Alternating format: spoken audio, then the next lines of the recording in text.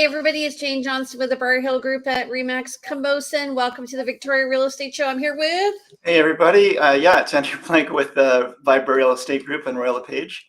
And we still want to know which direction Jane is pointing in, if you can tell us. Because to me, it looks like she's pointing away from me, but anyway. I'm pointing at you. I know you are. I'm always pointing at you, honey. Yes. Yes. How are you doing?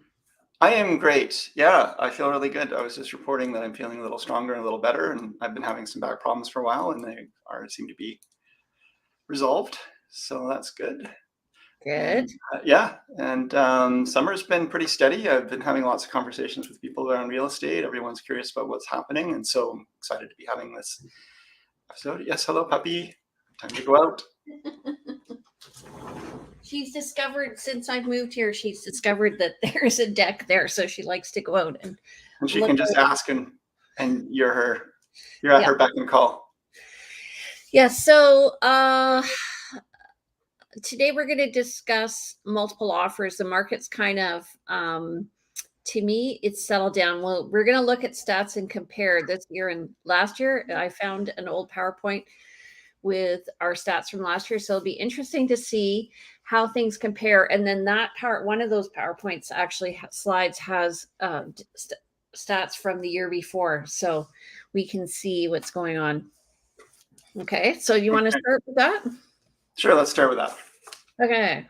Oh, here we go. And I've even figured out how to get the slide in there. Okay, go ahead.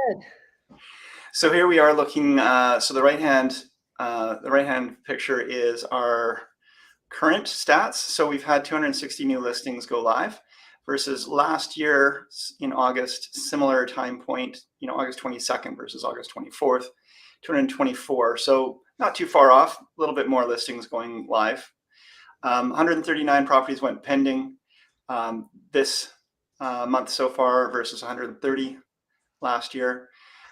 Price decreases 97 versus a little more at 111. And it's funny because this is a very, very similar graph, other than the solds are definitely much less. I know, and then they may be just dependent on what the timing is, and I think they're dragged. Those solds are probably dragged from. Well, actually, they wouldn't be dragged from the market going slower, because we were really starting to slow down by August last year. Yeah, so interesting. I just thought comparatively, we're actually doing better in terms of new listings year over year. Pending were about the same, and price decreases were slightly less. So that says to me we're not in. It shifted previously, and we're in a more steady market when I'm looking at this graph. But yeah, I mean, we definitely were shifting from the really seeing that listings to pendings being a much more even or even more pending than listing back in February, March of 2022. And here we are. And I'd say what we've been seeing, what we've been reporting over the last weeks and months is pretty much similar. It looks pretty similar all around the board. We're not seeing anything really exciting happening, no big changes. It looks fairly steady, pretty much a balanced market overall. With, the question still is what are we going to see, I guess, next spring? And that's the question everybody's got on their mind. Yeah.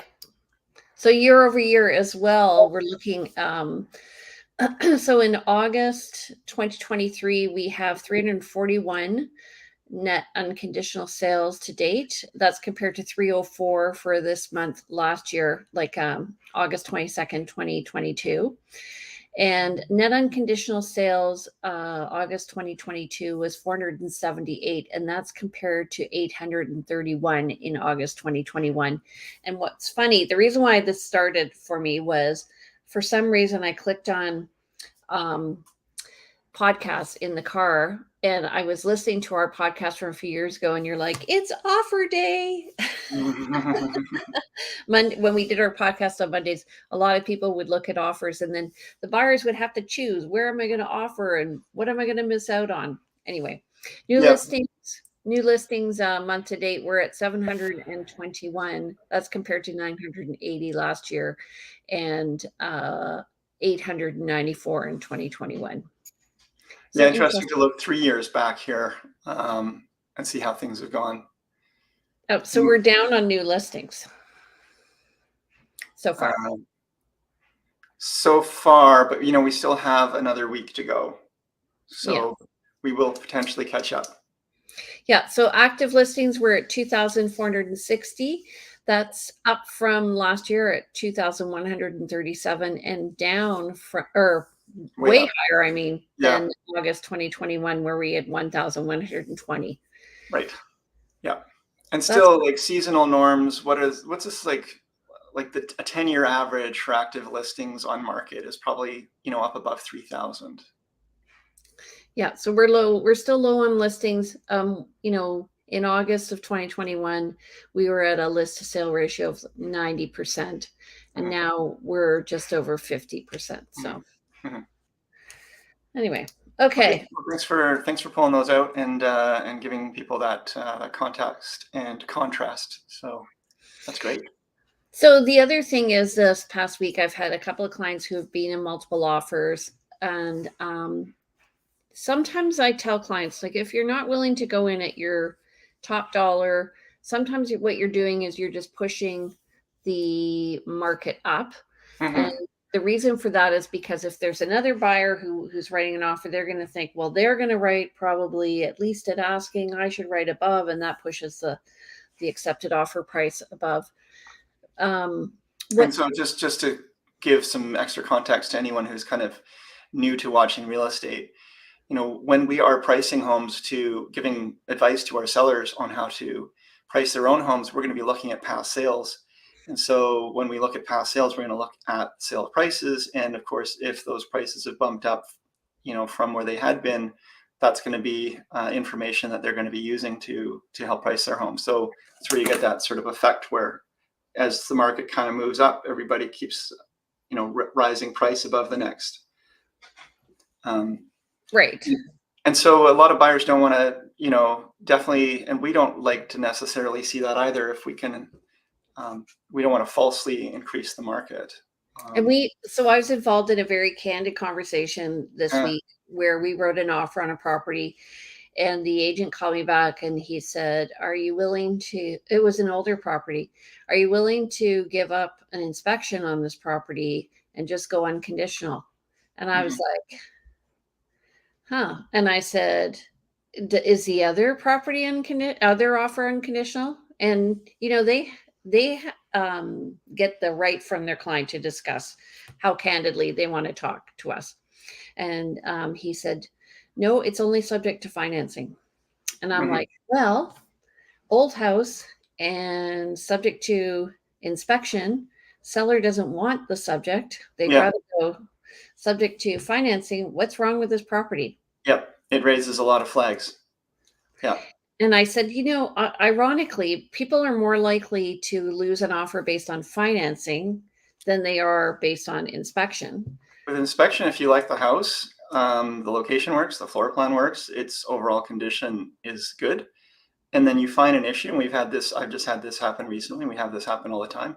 You find mold in the attic, or you find something that was unknown to everyone beforehand, then there's a discussion, and often there's some adjustment. Yeah. And I said to the guy, like, we went through this property twice. We're very sure. I said to the listing agent, we're very sure about what we were seeing. I was very open with the buyer with the issues that I felt were in the property, including poly B piping. There was a bit of bad roofing, like interlocking T that was probably 25 years old. And anyway, and so the seller makes a final decision. So I said, well, let me know when the financing doesn't go through. And we'll be here. Right. We'll write a backup offer. So, but I have another case of. Sorry, if I could just interject one thing too, is when you're in that situation, one of the things I talk to clients about is, you don't necessarily have to be, you could still be the highest bid, subject to building inspection, or no building inspection. You don't know necessarily what that financing offer was. And if they're saying remove the building inspection, you might remove the building inspection, but also lower your price to maybe help mitigate or account for any problems that could come up. Now, there's still a chance you find something catastrophic, but you've maybe helped to cover most probabilities or most cases where there could be a problem. And Yeah. yeah, the seller still may not accept it, but the fact is like when you're removing conditions, you're actually adjusting the value proposition of like how you need to take that into account. Yeah. So what we did, I think about 5 or 10 years ago, we were in a multiple offer situation, and I think we ending up offering 740, and then the listing agent asked us to take out the inspection. Mhm, I talked to the client. We ended up reducing our price by 15,000 mhm. or 20,000, and because we went in unconditional, we won it. Yeah, But I think we were above the other offer as well. you were still above the other offers. Yeah. Yeah. Little trade secret. I've done this once or twice, and that is, and the listing agents find this really interesting. But you have a conversation with your client, and we lost out on a property one time, for example, where we actually had a subject to inspection, and ever since then, it's been a lesson. We had a subject to inspection, lost out to a lower priced offer that was unconditional, and my client said we would have paid that and gone unconditional, and Lower. so lower, yeah. Yeah. And so sometimes it actually is worthwhile putting in two offers. The seller, yeah, Oh, you actually would submit 2 offers. submit two offers because the seller then has a choice. Yeah, making a note, eh? Mhm. Um, of course, then you're in a multiple offers situation right off With yourself. yourself. Um, but what you're doing there is maybe giving the seller a choice of, okay, I'm going to accept either $1 million unconditional or 1.1 with a number of conditions, and then they've got the choice of whether or not they want to take the risk of the offer of the property failing inspection or buyer not getting financing versus the buyer being, feet to the flame. Hmm. Okay, so I've we got your wheels turning. Good. Okay. yes. Thank you. You're welcome. Submit 2 offers. Everyone's gonna be there with 10 I know offers. it's kind of it's a rare situation, but if you are in a competing situation and you're not too sure which direction, and you don't always get a lot of guidance from the seller's agent, there's not always amazing communication between everyone. So if you don't know and you're going in blind, you might want to consider these 2 different offers. scenarios. Yeah, Well, the other thing is right now is, you know, where is the market going and what is the right offer, yeah. right? Because I was involved in a multiple offer situation where we both came in at listing price. And so then, you know, and we were an all cash buyer. That's Yep. the other thing is communicate that if you don't have financing. There's like, I don't have financing, but I still need an appraisal. You need financing. Yep. Or and as a listing agent, you really need to ask the question, have your clients being pre-approved? Because sometimes people have submitted offer. Well, we need 2 weeks. Why do you need 2 weeks? Hmm. Oh, because we haven't actually got pre-approved yet. Well, then what are you doing writing an offer? Hmm. Yep. So listing agent asks the question, buyer agent feel them out. I like to feel out the agent and see what I need to do to make TMI. the offer. What? Nothing. You do what you've got to do to get those accepted. Right. So obviously ask for dates Uh, that work for the seller. I think everybody does that now. And then what about extra clauses like professional cleaning? Do you take those out in a multiple offer? do you put those into a standard offer? I'm starting to receive them. Yeah. Okay. And yeah, good point. So this goes to where the market is right now, where it's a lot more balanced than it was. And so we're starting to see, I mean, certainly I've had buyers receive what Nothing. You've had buyers receive buyers, sellers. sorry, where were we at? I got distracted. Professional cleaning, Yeah, balance. yeah. So buyers have received homes on completion that have not been well cleaned, right? Or I've listed properties and you just know it's vacant and you know it's just not going to be cleaned. There's no obligation in the contract, folks, that just like it's not like a rental where there's a damage deposit. It's the contract states it will be as in substantially the condition will be substantially as viewed. Yes, you've got a mosquito or something. Holy Um, smoke. so there's no requirement that the seller cleans, although most sellers are really great about it. And it's good to have a conversation with your clients around this and the expectations. Both your buyers, give them clear expectations. I tell my buyers um, don't have the moving truck show up right at possession because you might actually end up having some cleaning to do, or there might be something we need to discuss, like some junk to remove and so on. So that's why people are putting those clauses into their offers, and that makes sense if you're in a position of power as the buyer.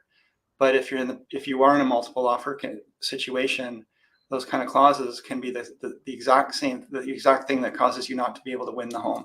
And Right. are you going to not buy it just because it was left a little dirty? I'm not sure. The other thing is as a buyer, when you start asking a lot of questions before an offer comes in, Yeah. and you're Oh before man. the offers are due, you Yeah. can be seen as kind of troublesome. So wait till you get the accepted offer. It's a fine line, like you want to go in with knowledge about the property, but there's nothing worse than, especially, if someone comes to you with, 5 legitimate questions all at once, and you take it to your seller and they answer those legitimate questions. And it's like, well, you can tell they're interested. They've done some due diligence. And they're going in to the offer process with full awareness. That can be a good thing. But those 5 same questions, if they were brought over time, will be, we get busy. We don't necessarily want to have to deal with all of this back and forth. And, why are you asking these questions in a sort of peppering us kind of way? And that's true of both before and after you've got the accepted offer. But after an accepted offer, you do have, if you have written a condition for inspection, you absolutely have the right to ask all those questions and hopefully get some answers. Well, now also you have a rescission period. Right. So that brings to a point.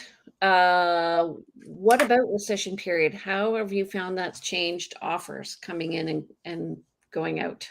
I'd say not much, although it's diminished the value of an unconditional offer. Um, if I so before so this rescission period allows the buyer to walk for any reason within 3 days of accepted offer. There's still some confusion around it, like what is the accepted date? I won't get into that, but um, allows them to walk. They still have to pay a 0.25% penalty to the seller if they do walk away, but it's often not collected before the offer is made or even after it's accepted. So it's up to the seller to go after the buyer for it. So it's kind of troublesome that way. But what it does is it means that if I was making an unconditional offer in the past before this rescission period, the property was essentially sold. And Right, and so you could report it. if we were in looking at multiple offers and one was subject to financing with a 3-day condition, or let's say a building inspection with a 3-day condition, another one was subject to what was unconditional, we would and all other things being equal, my sellers would probably take the unconditional offer, unless there was a really nice buyer's letter. But now that same offer that's unconditional won't have necessarily the same draw because the buyers could still walk away. So what I'm finding with buyers, what they're doing is they're putting in a big deposit up in 24 hours so that the money is recoverable for Mm, the some are doing a non-refundable deposit of a yeah. little bit of an amount so that the seller will definitely get that if they do walk away. Hmm. Um, and they're really the Something that's buying, even above the rescission amount is what you're talking about. yeah, and they're binding their buyer to the offer, I Yeah. feel. Yeah. Um, and what else am I finding? Some are writing an offer subjects in 3 days now, so it's like super quick turnaround. Mhm. So it matches the rescission date. Yeah. Um, So it's speeded up the process. This is, I think, an unintended consequence. Unintended, yeah. I mean, you can only speed it up so much when we're talking financing, but usually we can get a building inspection arranged and completed within the 3-day period. Yeah. So during negotiations, you're like texting every building inspector. Yeah, yeah, you're already setting up the inspection while you're a lot of people do this. We do this quite often. If you're making an offer, you can also, and it's subject to an inspection, but there's a tight timeline. You can say, look, we've already got the inspection lined up. It's lined up for tomorrow. We're going to be able to give you an answer right away. And that can Mhm. really be helpful for people with that. Yeah. Okay, and then setting up insurance and stuff, you can't really do that because you don't usually know enough about the property. So Yeah.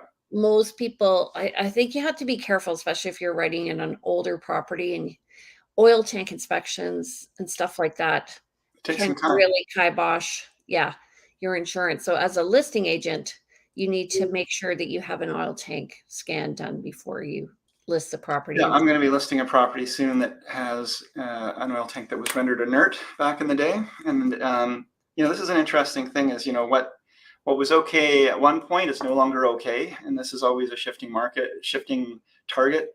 What we find today might be the norm. Tomorrow might be completely different. So it's really hard for us when we tell our clients or a client buys a home and the property had an oil tank that was rendered inert at the time. That was the standard practice, let's say, or a relatively standard and acceptable practice. Insurance companies were fine with it. Lenders were fine with it. Now, not so much. So these people that bought this property, maybe it had an underground oil tank that got rendered inert at their expense after they bought it. Now they actually have to pay to actually have it removed. So it's a double whammy. it's $1,000 to get it removed. Depends how much sand has been put in, whether or not it's contaminated, and when they Mhm. test the soil. I did have a client who sold probably like 15 years ago, and the seller was not a nice person. I was a listing agent, and we found an oil tank in the backyard, and he wouldn't pay for it to be removed. Mhm. Yep. Well, and then that risks, it's funny because if the seller walks or the buyer walks from that, now that has to be disclosed to any future buyer, Mm. and it makes it really hard to sell. So the seller was probably, I mean, I guess the buyer still bought. Yeah, the buyer still bought, and the agents ate it. Okay, yeah. Every Well, time we that's a knock risk on though, anymore. because you don't know necessarily if there's a lot of until you've actually pulled it up and done the investigation. You don't know if there's been an actual catastrophic leak and a big environmental problem that could end up being $80,000, $100,000, $200,000. Most times it's, I don't know. You said 1,000 for rendered inert, 2,500. I don't know. We shouldn't be putting numbers out, but there's, it's not. We're not talking tens of thousands of dollars most of the time for an Yeah, underground what you oil can do in a contract, though, is write a maximum number of which it cannot go over, tank. and if it does, then the seller reserves the right to withdraw from the offer.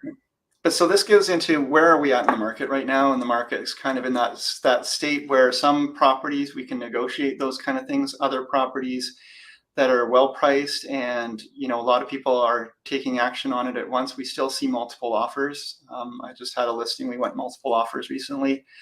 Um, you have to put your best foot forward in that case, and so you have to forego some of those things if you are um, wanting to quote win. And I always tell my clients, you could win and still lose because you might end up with an underground oil tank, or you might end up finding something in inspection that's not going to be great for you, or you might, if you forego a financing, then if you truly needed to get financing and didn't appraise or something. So you've got to be really careful in these multiple offer situations. Yeah, and to me, so when you're going to decide what you're going to offer on a property, there's a couple of considerations. One is, are you going to be living in the property a long time?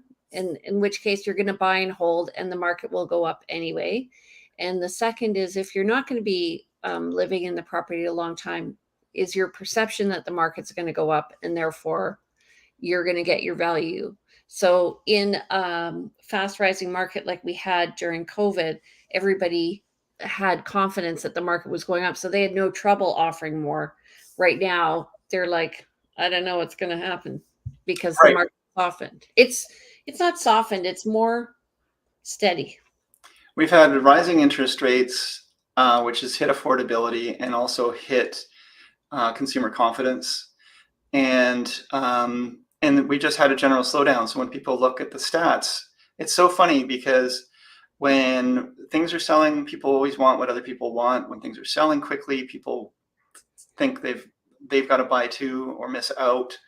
When things are slow and there's more selection and you can actually take your time and take a breath and maybe do those investigations, people are thinking, well, maybe I can wait. I'll just wait a little longer. And then the market turns on a dime. It starts going up again. And that's when they're jumping in and it's cost them $20,000, $30,000, $50,000, $100,000.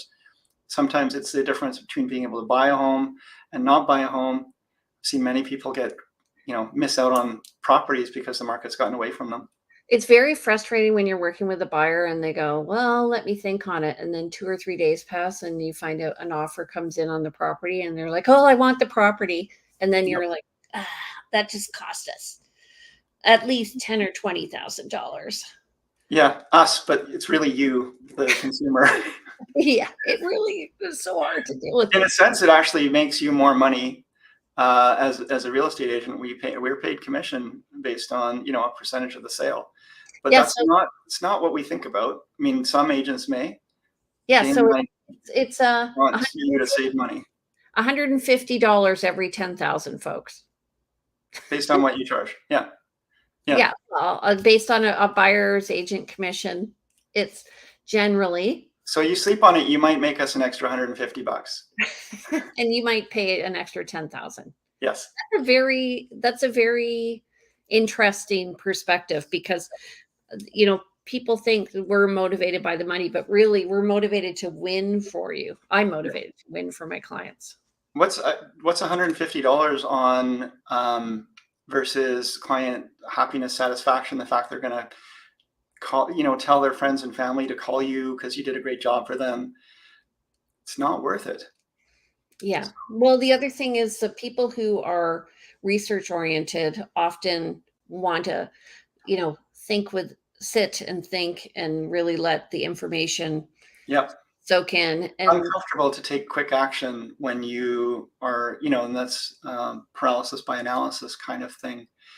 And there are people who take that action all the time, and that's how they operate. And it can serve them in many ways, but in a fast-paced market, it will work against them generally. And there are ways we work with them, and this is a frank conversation you need to have. It's that whole idea of knowing yourself. If the client is self-aware, it's going to be easier. And if we can have a conversation around the fact that, okay, I know you need to really feel comfortable with these numbers and need to know what the stats are doing and look at all of these things. Let's provide you all this, but also give you a clear understanding that, for example, you can write an offer, and if it's not an unconditional offer, even if it is now with this rescission period, you have opt-outs. So let's get the seller tied into selling to you at a price point that actually works and avoid that risk of, maybe it's helpful to have just so you have the opt-out, but if you write an unconditional offer, you don't have the right of an inspection. Yeah. So just let's be clear that you can't opt out based on an inspection. No. So you have to pay the rescission fee and opt out based on that. It's true. Yeah. So the whole point is to give the general buyer 3 days to 3 business days. So it can be 5 days, depending on when the offer is written, to really think about it. And just be aware that he who hesitates is lost, right? So we want you to win, to find the best property for you. What I find is when you're looking at enough properties, you're going to be able to see what the value is when you go in. And you can be as logical as you want. But most people buy based on emotion and how the house feels.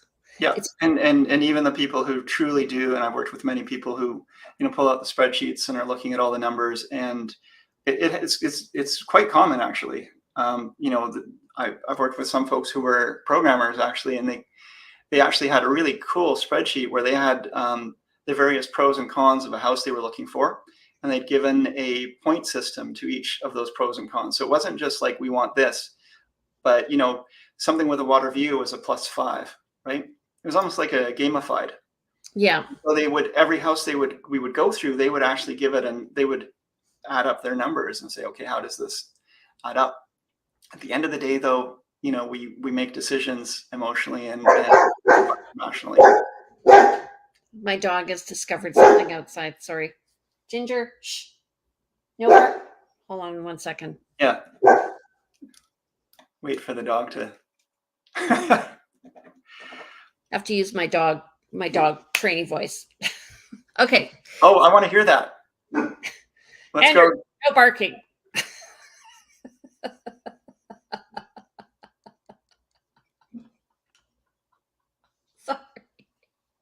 Sorry. Okay, so where are we at here? I'm blushing. We've probably peaked on the rescission period. It does affect offers. The idea of waiting to make your offer will cost you probably, because you're going to end up competing against somebody else that was also thinking about it overnight. Yeah. So all of these things, and in this marketplace, that still happens. People don't really. People think maybe there's more time to make decisions. Sellers. And also, if a property is attractive and it's priced well, Okay. maybe they don't have a waiting period for offers, but there will be other offers that come in. So let's talk sellers really quickly, because I want to say in this marketplace, pricing is really, really important. Worked with a number of sellers who say, well, someone can always make an offer.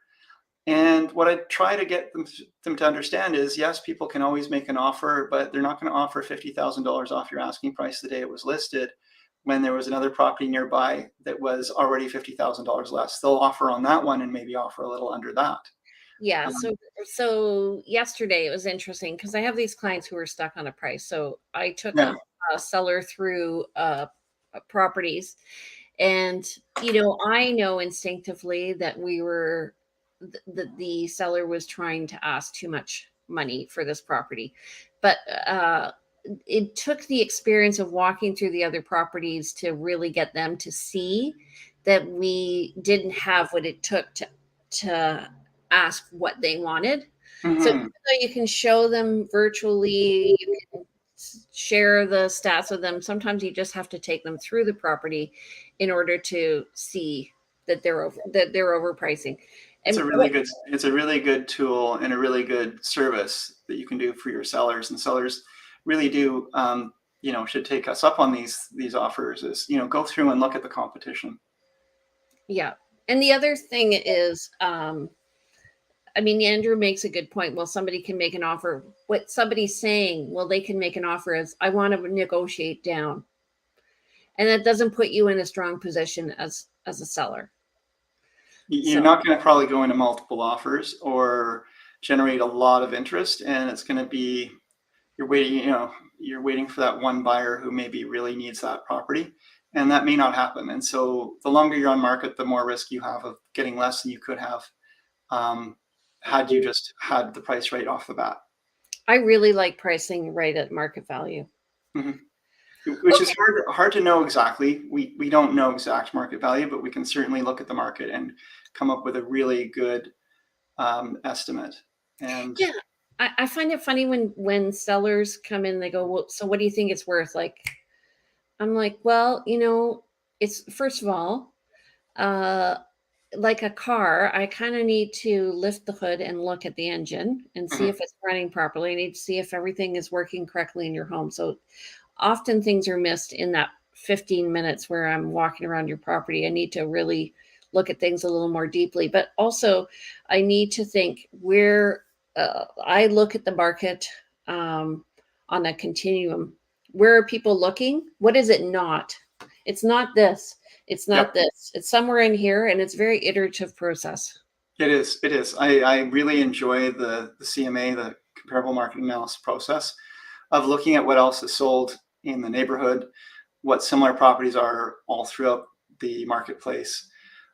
What price point we're kind of considering, what price point I would consider the property might fit into, and looking at what that kind of money would buy for other people. And I, you switch between hats of, okay, well, I'm the seller and this is what I'm seeing. And okay, if I was the buyer and I'm coming through this property, what am I going to see?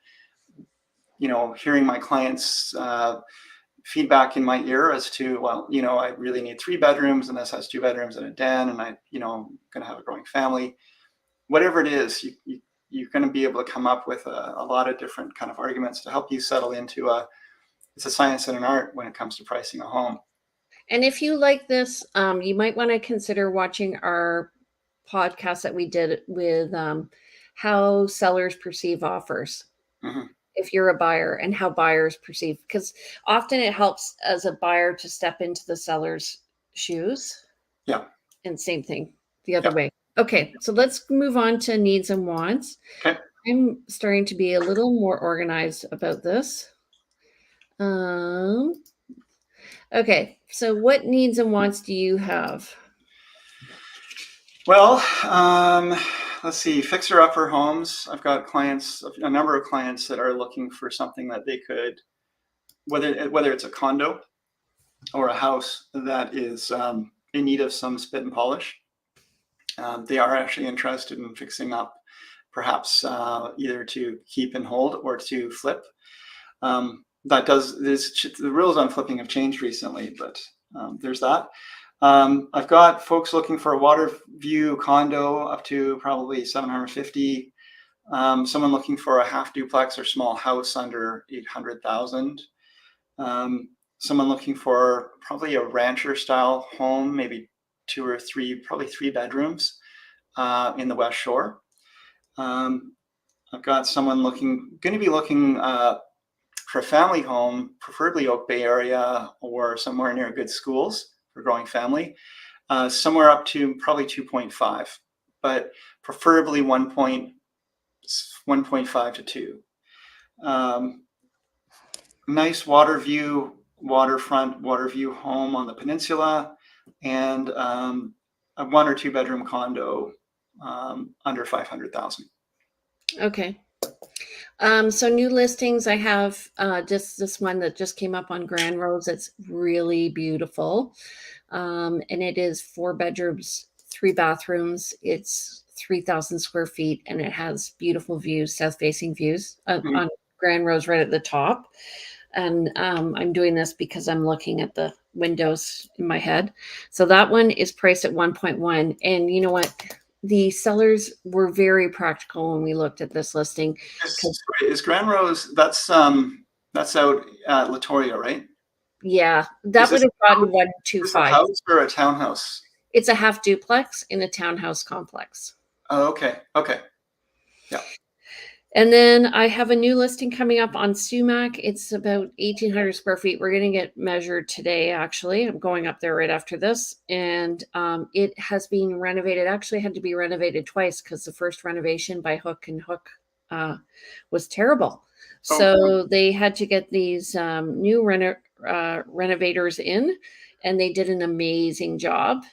Like, those doors that fold and open right up? They have them on 2 sides of the house. Exterior doors? Yeah. So it's 1 level rancher. They've got a gorgeous 2.5 car garage. So 2 car, full car. They've got 2 heat pumps, 1 on the house, 1 on the garage, extra storage on the garage. And then they have an additional building for a studio, which they have, she has a photography studio in it. So we're working on the price on that, but it'll be under 2. I'm just not sure what price. Sounds amazing. So, and that's on an acre. And then for buyers, I have lots of people looking for houses in the West Shore. So specifically Machosen, somebody looking for a house with a suite. I have another client looking for kind of a funky looking house on the West Shore or core up to 1.1 million. The other people are looking up to 2 million. And I can't even believe I'm saying that, like compared to when we first started in real estate. And what else? I have, let me just look. That's about it for now. Those are kind of my two biggest busy people. We have somebody looking for a condo up to 475 in the peninsula, please. Okay. Sounds good. I just realized, oh no, I'm still good. Timing? Yeah, timing, but we're good. Okay, so you guys, if you're interested and you like our show, please watch us on Thursdays at 9. And please, if you also 9:30, I mean, please share with your friends if this topic is of interest to somebody else. We would love other people to tell us what they want to hear as well. So don't forget to leave comments. We've got 3 likes this day. And do you have anything you want to say? No, just go out there and enjoy what's left of the summer, and we will be, expecting things to get a little busier in the fall. And in the meantime, it's been pretty steady. It's been a surprisingly busy summer for me. And just enjoy your week. It's always appreciate these, Jane. Thank you. You're welcome. How do people reach you? Yeah, they generally call me or text at 250-360-6106, or they email me at info@andrewplank.com. They check out my website, andrewplank.com. Lots of resources there. And Instagram, Plank Andrew, as I said before, is mostly photos of my cat. Aww. Yes. Okay, if you want to reach me, my name is Jane Johnston. I'm with the Briar Hill Group. You can reach me at 250-744-0775. My email is briarhillgroup@gmail.com. Sorry. And you can also check out these videos more at victoriarealestateshow.com. And don't forget to follow me on Instagram, where you follow the wild and wacky life of Jane Johnston, realty teacher _Remax_Victoria. All right, you guys, have a great week. Take care. Thanks, Jane.